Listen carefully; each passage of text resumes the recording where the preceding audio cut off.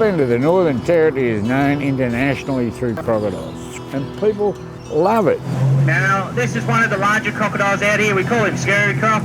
People love to be able to see crocodiles and learn about them. They're the iconic but deadly top-end tourism drawcard. Crocodiles are territorial, right? And what you find is that as we go along the river, there's those you see and there's those you don't see. At the present time, we now have a situation where we've got roughly every 50 to 100 metres, we've got a crocodile pretty much over 2 metres in length.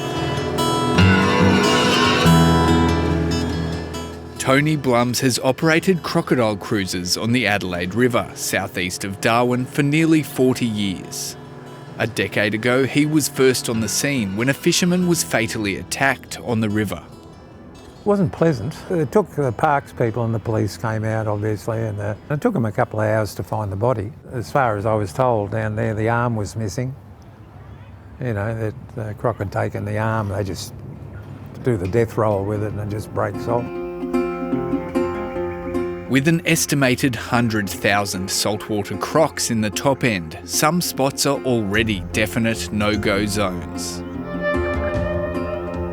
I mean, if you decide to go take a dip in the Adelaide River near where the jumping crocodile cruises are, you've got a very, very high risk of death. I mean, very high. When you go in there, in areas where the crocodiles are there, you're in big trouble.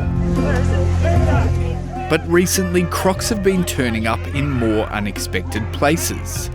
Last year, a 67-year-old tourist was bitten by a 2.5 metre salty in the popular Litchfield National Park. The man survived, but the incident reopened a decades-old debate. But I think it's time for us to consider, do we need to go back to culling, considering that significant increase in the crocodile population and the impact it's having not only on tourism and visitors, but locals. Crocodile hunting was once widespread in the territory as demand for crocodile skins spiked around the globe after the Second World War. So what happened in the 60s and 70s is saltwater crocodiles were virtually eradicated from many of the rivers close to Darwin. There were only about, I believe, 3,000 crocodiles left. The practice was outlawed in 1971, and since then the crocodile population has boomed, with 23 people killed by crocs in the decades since protection. Crocodiles have moved into areas that they used to be present. In the 20s and 30s, you would have the same risk that you have now. I just think there needs to be a bit more control, maybe more traps around here, for example. Yeah, I mean, you should be able to take your kids and your pets onto the beach. Simple as that. Peter Stretton's dog Axel was attacked by a salty on a Darwin beach in early April, escaping from its jaws with just bite marks to its lower body. He found himself in very shallow water. He got attacked. Must have all happened very quickly. He escaped very quickly and was in a vet within 20 minutes. It was a 2.3 croc, not a 4.3, and I think that was probably what saved him. A pioneer of NT crocodile management, Graham Webb is wary of the government's reasons for reopening the culling debate. In this case, we had one tourist bitten by a crocodile, and suddenly it became a political issue where some of the politicians, oh, well, there's too many crocodiles, we've got to cull the crocodiles.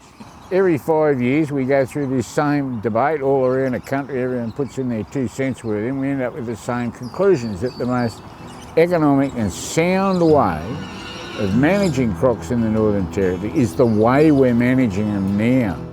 Other experts agree the NT's current policy of removing crocs from areas close to human activity, like Darwin Harbour, is already working. It came out of the blue, this call of culling, because we haven't had a fatal attack since 2018. That's the longest we've gone without a fatal attack since the 19s. And it means the management plan really works right now. And I was very shocked. I thought it was actually fairly irresponsible. Despite raising the idea last year, 7:30 can reveal the NT government's new 10-year crocodile management plan doesn't bring back widespread culls, but does allow for a greater number to be killed on an annual basis. So it's an increase, absolutely. At the moment, I think it was about 300 a year. We're looking to push that right out to about 1,200 live crocodiles each year.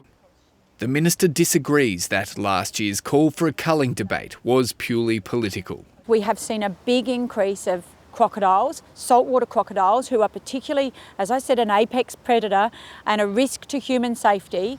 It's becoming an issue for people and it's quite a topic of discussion. So it's timely that as a government we look at that and see what's possible to make sure that we can decrease that risk.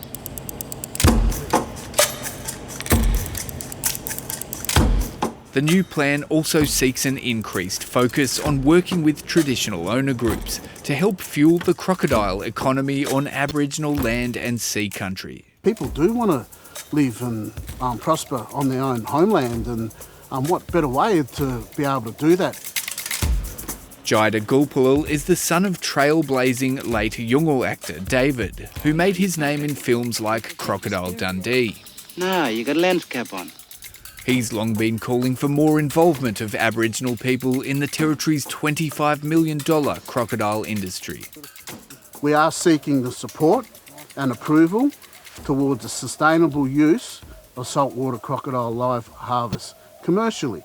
Yeah, the potential to bring in high-paying clients to live harvest saltwater crocodiles around our community areas, the opportunities there will be very rewarding. We're open to those ideas, whether it's trophy hunting or it's starting a small enterprise in a remote community. What we do want is to get Aboriginal people across the Northern Territory working.